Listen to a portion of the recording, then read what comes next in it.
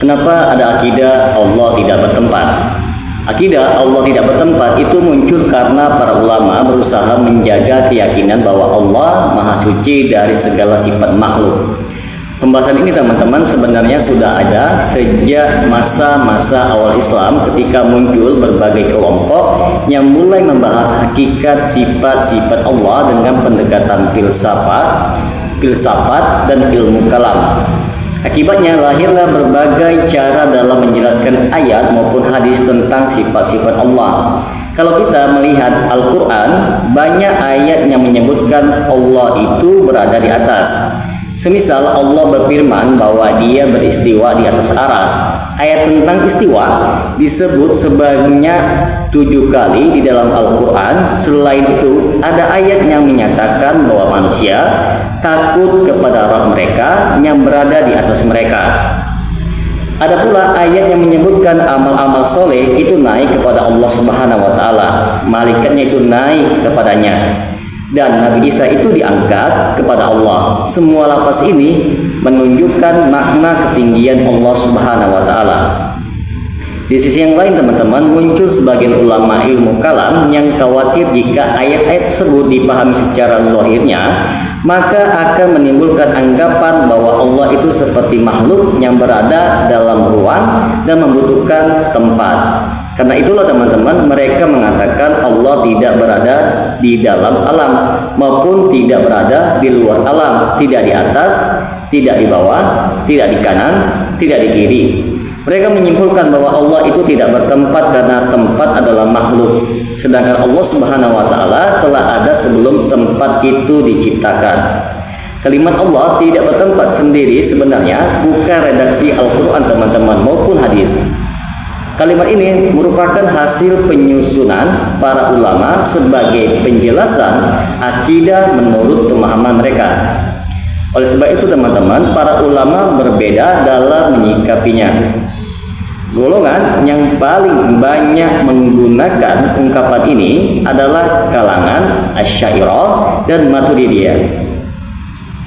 Mereka mengatakan bahwa tempat merupakan ciptaan Allah Subhanahu wa Ta'ala, karena Allah telah ada sebelum langit, bumi, aras, kursi, waktu, dan ruang diciptakan. Maka Allah tidak membutuhkan tempat. Mereka sering sekali mengutip sebuah asar yang berbunyi Allah telah ada dan belum ada sesuatu pun selainnya. Dari sinilah teman-teman mereka menyimpulkan bahwa setelah menciptakan tempat, Allah tetap sebagaimana adanya tanpa membutuhkan tempat. Namun ulama salaf dan banyak ulama hadis tidak menggunakan istilah Allah tidak bertempat teman-teman sebagai kalimat akidah mereka. Mereka memilih berpegang kepada lafaz Al-Quran maupun As-Sunnah. Mereka menetapkan bahwa Allah itu benar-benar maha tinggi di atas seluruh makhluknya dan beristiwa di atas aras sesuai dengan kebesarannya, tanpa menyerupakan Allah dengan makhluk, tanpa menanyakan bagaimana caranya, tanpa menolak maknanya, dan tanpa menyelewengkan maknanya. Nah, mereka mengatakan bahwa ketika Al-Quran menyebut Allah berada di atas aras teman-teman, maka wajib diimani sebagaimana datangnya nas. Mereka juga menegaskan bahwa berada di atas aras tidak berarti Allah itu membutuhkan aras, sebab Allah adalah pencipta seluruh makhluk. Aras sama sekali tidak menopang Allah Subhanahu wa Ta'ala. Justru Allah yang menopang seluruh alam dengan kekuasaannya. Dalam sebuah hadis juga terdapat kisah yang sangat terkenal teman-teman, yaitu tentang seorang budak perempuan. Rasulullah SAW bertanya kepadanya, "Aina Allah?" Maka budak itu menjawab, "Fis sama." Rasulullah kemudian menyatakan bahwa budak tersebut beriman. Hadis ini menjadi salah satu dalil yang sangat penting bagi ulama yang menetapkan sifat ketinggian Allah Subhanahu wa Ta'ala. Ulama salaf itu menjelaskan bahwa kata di atas langit bukan berarti Allah berada di dalam langit yang menjadi ciptaannya teman-teman. Berada di atas seluruh langit, yaitu di atas arasnya. Bahasa Arab sering menggunakan kata fis sama dengan makna di atas langit. Adapun ulama ilmu kalam itu mentakwilkan hadis tersebut. Sebagian mengatakan maksudnya adalah Allah Maha Tinggi derajatnya, bukan menunjukkan tempat. Ada pula yang mengatakan pertanyaan Nabi saat itu hanya untuk menguji apakah budak tersebut menyembah Tuhan yang tinggi, bukan berhala di langit. Perbedaan ini kemudian berkembang menjadi perdebatan yang sangat panjang selama berabad-abad, teman-teman. Banyak kitab ditulis untuk membahas masalah ini. Ulama hadis seperti Imam Ahmad, Imam Bukhari, Imam Ad-Darini, dan lainnya menetapkan sifat ulu, yaitu ketinggian Allah, berdasarkan nas.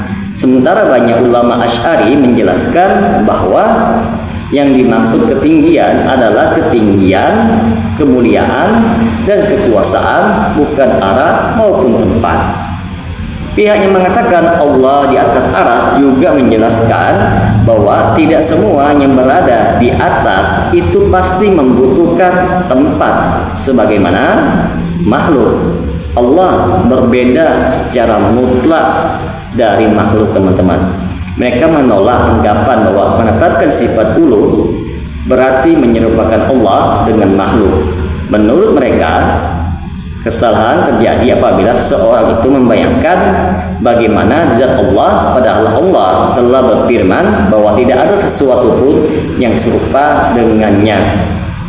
Sementara itu, teman-teman, pihaknya mengatakan bahwa Allah tidak bertempat, berusaha menutup semua jalan menuju penyerupaan Allah dengan makhluknya. Mereka sangat berhati-hati terhadap penggunaan kata arah, tempat, ruang, dan posisi karena istilah tersebut, teman-teman, menurut mereka itu identik dengan benda. Karena itulah akar perbedaan. Sebenarnya itu bukan terletak kepada keyakinan bahwa Allah Maha Agung. Kedua kelompok sama-sama meyakini Allah tidak menyerupai dengan makhluknya. Yang berbeda adalah cara memahami dalil-dalil tentang sifat-sifat Allah dan apakah istilah seperti tempat, arah, dan di atas itu boleh digunakan secara hakiki atau harus dipahami dengan pendekatan yang lain. Dalam kajian sejarah pemikiran Islam, teman-teman, pembahasan ini termasuk salah satu akidah yang paling banyak diperdebatkan. Memahami perbedaan tersebut memerlukan pembacaan yang cermat terhadap dalil, baik itu dari Al-Quran, hadis, penjelasan para sahabat, serta metodologi para ulama dalam menetapkan sifat-sifat Allah Subhanahu wa Ta'ala. Semoga dengan sedikit penjelasan ini dapat memberikan manfaat bagi teman-teman sekalian, dan apabila channel ini dapat memberikan manfaat bagi teman-teman sekalian, silakan like dan subscribe. Semoga bermanfaat. Assalamualaikum warahmatullahi wabarakatuh.